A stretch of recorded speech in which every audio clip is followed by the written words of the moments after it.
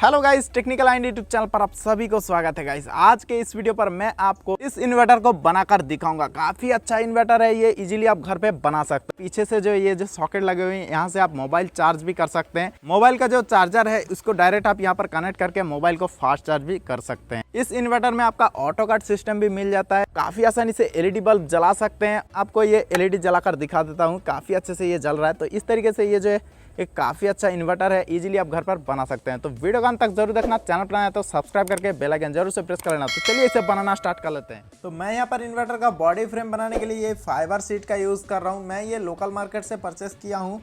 आपको ये glass shop यानी कि जहाँ पर शीशे वगैरह का सामान मिलता है उस जगह से इस तरह का सीट आपको आसानी से मिल जाएगा। अभी इस सीट के ऊपर मैं कुछ मार्किंग करके पीस कटिंग कर लेता हूँ। मैं आगे चल के आपको दिखाऊंगा कि कितना कितना मेजरमेंट पे मार्किंग करके मैं पीस कटिंग किया हूँ। तो फटाफट मार्किंग कर लेते हैं। यहाँ पर आप इस फाइबर सीट के जगह पे प्लाईवुड या फिर एमडीएफ बोर्ड का जो सीट आता है उससे भी आप इस इन्वर्टर का बॉडी फ्रेम बना सकते हैं। तो चलिए मार्किंग होने के बाद मैं इसे कटिंग कर लेता हूँ। तो मैं यहाँ पर ये मशीन से इसे कटिंग कर रहा हूँ।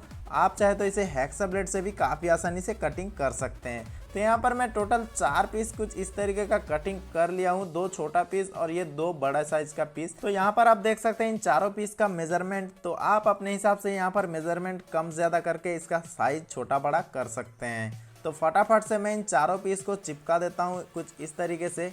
तो फटाफट से मैं सुपर ग्लू की मदद से इसका जॉइंट जो है अच्छे से चिपका देता हूँ। यहाँ पर गाइज मैं सुपर ग्लू इसलिए यूज़ कर रहा हूँ क्योंकि फाइबर शीट पे काफ़ी जल्दी जो है सुपर ग्लू चिपक जाता है। तो यहाँ पर आपको कुछ इस तरीके से एक स्क्वायर टाइप का बॉक्स तैयार कर लेना है। अब गाइज इस बॉक्स का दोनों साइड का जो कवर है इसे हमें बनाना है। तो यहाँ पर मैं ये फाइबर शीट के ऊपर इस बॉक्स को कुछ इस तरीके से रखकर चारों ओर अच्छे से मार्किंग कर लेता हूँ। तो यहाँ पर इस बॉक्स का एक साइड का कवर जो है मार्किंग हो चुका है। अब इसको पलट कर दूसरे साइड का भी मार्किंग ले लेना है। इस साइड पर भी आपको सेम प्रोसेस से मार्किंग कर लेना है। तो यहाँ पर आप देख सकते हैं दोनों साइड का जो कवर है वो हमारा मार्किंग हो चुका है। अब इसको कटिंग कर लेते हैं फटाफट से। आप अगर इस तरीके का मशीन यूज कर रहे हैं तो सेफ्टी का ध्यान ज्यादा से ज्यादा रखें। तो यहाँ पर मेरा 2 पीस तैयार हो चुका है। अब गाइस इस बॉक्स को कुछ इस तरीके से इस पीस के ऊपर रखना है और यहाँ पर सुपर ग्लू की मदद से चारों ओर अच्छे से बराबर करके चिपका देना है इसको। इसके बाद इसका जो जॉइंट का किनारा है उसको आपको सैंड पेपर की मदद से इस तरीके से घिसकर अच्छे से फिनिशिंग कर लेना है।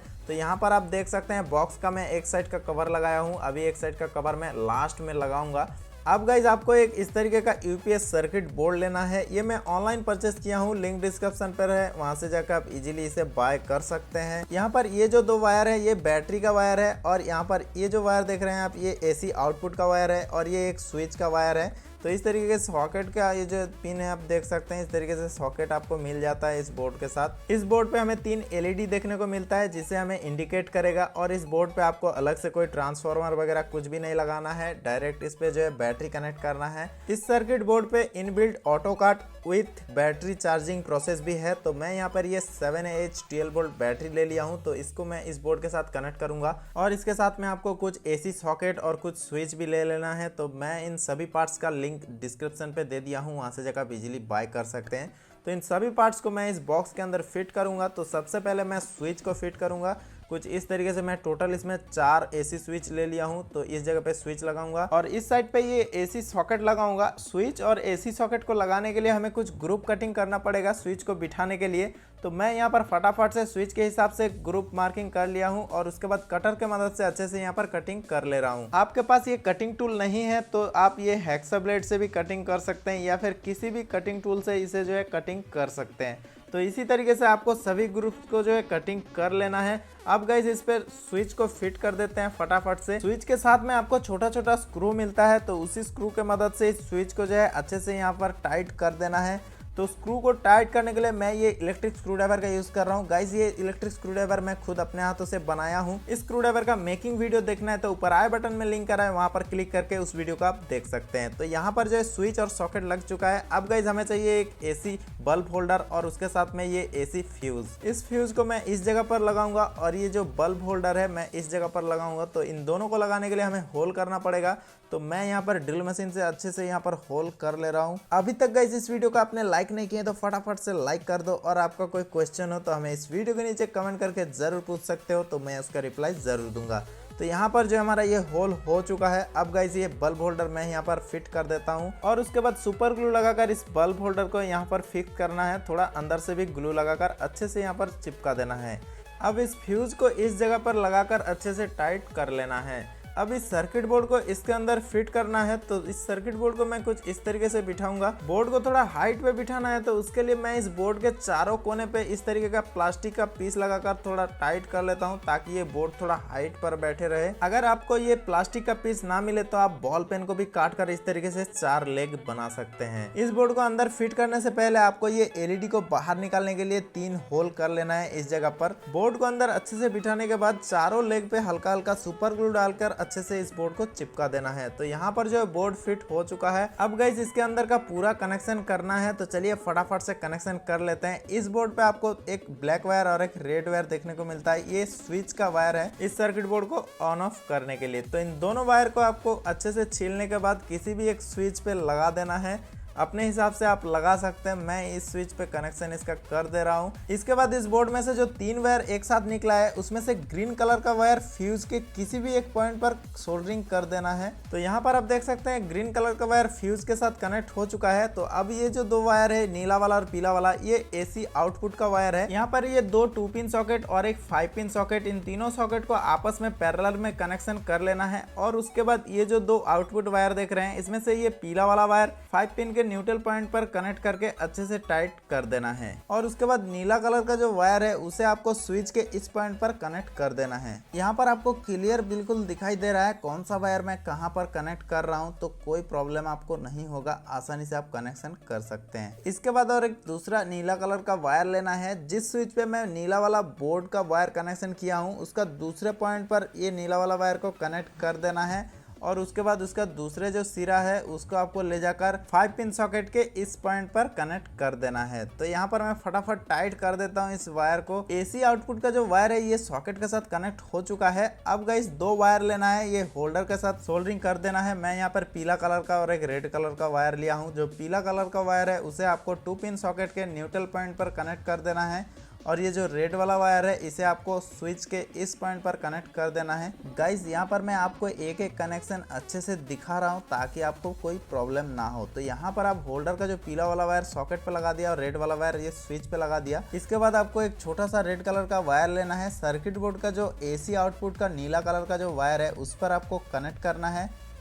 और दूसरा सिरा आपको जो बल्ब होल्डर का जो रेड कलर का वायर स्विच पे लगा हुआ है, उस स्विच का दूसरा पॉइंट पर इस तरीके से कनेक्ट कर देना है। यहाँ पर बल्ब होल्डर का कनेक्शन हो चुका है। अब गाइस इसमें एसी इनपुट देने के लिए मैं ये एसी पावर कॉर्ड इस पर लगाने वाला था, लेकिन बाद में सोचा क्यों ना इस पर एक इस तरीके का सॉकेट लगा दिया जाए, ताकि इस पे वायर का कोई झंझट ना रहे। इसके बाद गाइस आपको एक ग्रीन कलर का वायर लेना है और फ्यूज के दूसरा पॉइंट जो खाली था, उस पर आपको सोल्डरिंग कर देना है। इसके बाद इस वायर का जो दूसरा सिरा है, उसको आपको ले जाकर एक स्विच पर लगाना है। तो मैं इस बोर्ड के नीचे वायर को निकाल कर एक स्विच पर, ये लास्ट वाला जो स्विच है, इस पर मैं कनेक्ट कर दे रहा हूँ।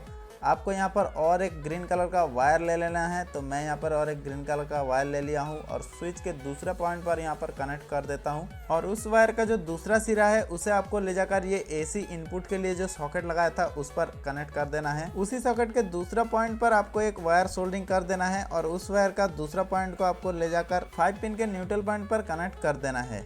फाइनली इसका पूरा वायर का कनेक्शन हो चुका है। अब गाइस इसमें बैटरी इंस्टॉल करना है। तो बैटरी को मैं अंदर डबल साइड टेप लगाकर चिपका दूंगा। तो कुछ इस तरीके से डबल साइड टेप लगाकर अच्छे से आपको बैटरी को अंदर चिपका देना है। इसके बाद सर्किट बोर्ड से जो ये 2 वायर निकले हुए हैं, इसे आपको बैटरी के साथ कनेक्ट कर देना है। इसके बाद गाइस इसके पीछे वाला जो कवर है, इसको लगाकर इस बॉक्स को फाइनली फिक्स करना है। तो इसे मैं स्क्रू से टाइट करूंगा। तो उसके लिए ये छोटा छोटा पीस कटिंग कर लेना है और इस पीस को इस कोने में लगा देना है। तो चारों कोने में इस तरीके का पीस आपको सुपर ग्लू की मदद से चिपका देना है। इसके बाद आपको इसके ऊपर ये कवर को रखना है सेंटर करके, और उसके बाद चारों कोने पे होल कर लेना है स्क्रू को लगाने के लिए। तो मैं यहाँ पर फटाफट से इसमें चारों होल कर ले रहा हूँ। तो यहाँ पर जो है फाइनली होल हो चुका है। उसके बाद स्क्रू लगाकर इसको अच्छे से यहाँ पर टाइट कर लेता हूँ। यहाँ पर मैं चिपका भी सकता था, लेकिन मैंने स्क्रू इसलिए लगाया हूँ ताकि इसका अंदर जो बैटरी लगा हुआ है, जब ये बैटरी खराब हो जाएगा तब मैं इसमें बैटरी काफी आसानी से चेंज कर सकता हूँ। यहाँ पर गाइस इसे उठाने में काफी ज्यादा दिक्कत हो रहा था, तो मैं इस पे जो है इस तरीके का एक हैंडल लगा दे रहा हूँ ताकि इसमें जो है पकड़ने में काफी आसानी रहे और कहीं पर भी इसे हम ले जा सकते हैं इसे पकड़कर। तो फाइनली गाइस यहाँ पर हमारा इन्वर्टर बन चुका है। तो इसका लुक आप देख सकते हैं, काफी कमाल का लुक आ रहा है। तो चलिए फटाफट टेस्टिंग करके आपको दिखा देते हैं। तो यहाँ पर एक 9 वाट का एलईडी बल्ब मैं इस होल्डर पे लगा दिया हूँ और जैसे स्विच को ऑन करता हूँ देख सकते हैं ये इन्वर्टर ऑन हो चुका है। अब जैसे ही मैं एलईडी बल्ब का स्विच ऑन किया हूँ तो लाइट जल चुका है। अब गाइस आपको इस इन्वर्टर को चार्ज करके मैं दिखा देता हूँ। तो यहाँ पर मैं इस केबल को इस सॉकेट में लगा लेता हूँ और घर का जो पावर सप्लाई का बोर्ड है उसमें मैं कनेक्ट कर दिया हूँ। जैसे मैं इस साइड का स्विच ऑन किया हूँ तो देख सकते हैं ये अंदर का बैटरी जो है चार्ज हो रहा है, यहाँ पर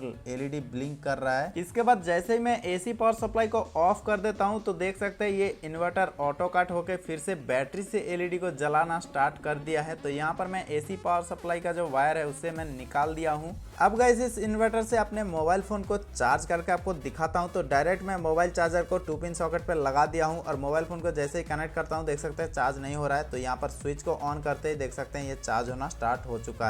यहाँ पर गाइज ये स्मार्टफोन फास्ट चार्ज हो रहा है। अब गाइज चलिए आपको मैं दूसरा और एक स्मार्टफोन चार्ज करके दिखाता हूँ। यहाँ पर आप एक साथ 2-3 मोबाइल चार्ज कर सकते हैं काफ़ी आसान तरीके से। तो गाइज यहाँ पर देख सकते हैं ये मोबाइल भी चार्ज होना स्टार्ट हो चुका है और जब ये इन्वर्टर ओवरलोड हो जाएगा तो इस साइड का एलईडी जलेगा, तो आपको फिर से चार्ज में लगाना है इस इन्वर्टर को। तो यार गाइज ये इन्वर्टर आपको कैसा लगा? अगर अच्छा लगा तो इस वीडियो को लाइक कर देना, चैनल पर नया है तो सब्सक्राइब कर लेना। तो चलिए मिलते हैं किसी और एक अमेजिंग वीडियो के साथ।